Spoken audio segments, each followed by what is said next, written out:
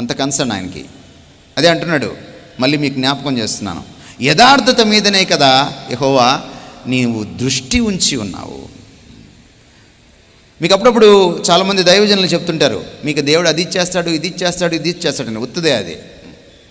మీరు ఎప్పుడైతే యథార్థత కలిగిన జీవితాలు జీవిస్తావో అప్పుడు దేవుని దృష్టి నీ మీద పడుతుంది. దేవుని ప్రసన్నతకు తమరు నోచుకుంటారు. అందరికీ ఆశీర్వాదం దొరకదు.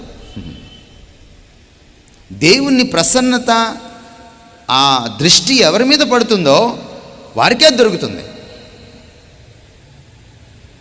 దానికి ఒకటే క్వాలిఫికేషను, సత్యవర్తనంగా ఉండడం, నిజాయితీగా బ్రతకడం. ఇది మనకి చేత అయ్యేది కాదు. అందుకనే దాన్ని ఎలాగా మనం వశం చేసుకోవాలి, అటువంటి జీవితాన్ని ఎలా అలవర్చుకోవాలో మనం తర్వాత చూద్దాం. 2 కొరింథీ పత్రిక 13:8 మరొక వచనం మీకు నేను చదువుతున్నాను. అపోస్తలుల యొక్క నిష్ఠ గురించి ఆయన మాట్లాడుతున్నాడు. మేము అపోస్తలులం సత్యమునకు విరోధముగా ఏమీయూ చేయనేరము కానీ, మేము సత్యమునకు విరోధముగా ఏమీయూ చేయనేరము కానీ సత్యము నిమిత్తమే సమస్తమును చేయుచున్నాము. ఎంతమంది పాస్టర్లు చెప్పగలరు? పౌలు చెప్పిన ఈ మాట, పౌలు మేము అంటున్నప్పుడు ఆయన అపోస్తలులందరి గురించి మాట్లాడుతున్నాడు. ఎంతమంది పాస్టర్స్ మన క్రైస్తవ ప్రజానీకంలో ఈ మాట చెప్పగలరు? మీ కానుకల విషయంలో కావచ్చు, మీరు వాక్య పరిచర్య చేసేటప్పుడు కావచ్చు, పలు విధాల్లో కావచ్చు, మీ దాంపత్య జీవితాలు, మీ కుటుంబ జీవితాలు, మీ సంఘస్థులతో మీరు నెరిపే లావాదేవీలు ఏవైనా కావచ్చు. ఇలా చెప్పగలరా మీరు? మేము సత్యమునకు విరోధంగా ఏమీయూ చేయట్లేదు, చెయ్యనేరము, చెయ్యలేము.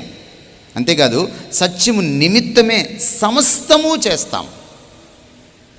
ఈయన అంటున్నాడు చేయుచున్నాము అంటున్నాడు, చేస్తామనట్లా, భవిష్యత్తు గురించి మాట్లాడట్లా, ప్రజెంట్ కంటిన్యూస్ టెన్స్ చెప్తున్నాడు, చేయుచున్నాము. గలతీ పత్రిక 5వ అధ్యాయం 7వ వచనం, మీరు బాగుగా పరిగెత్తుచుంటిరి. మధ్యలో ఇది ఎలా సంభవించింది? సత్యమునకు విధేయులు కాకుండా మిమ్మును ఎవడు అడ్డగించెను? దేవుడు ఎక్స్పెక్ట్ చేస్తున్నాడు మన దగ్గర నుంచి, క్రైస్తవ ప్రజానీకం నుంచి, మీరు సత్యానికి విధేయులు కావాలి.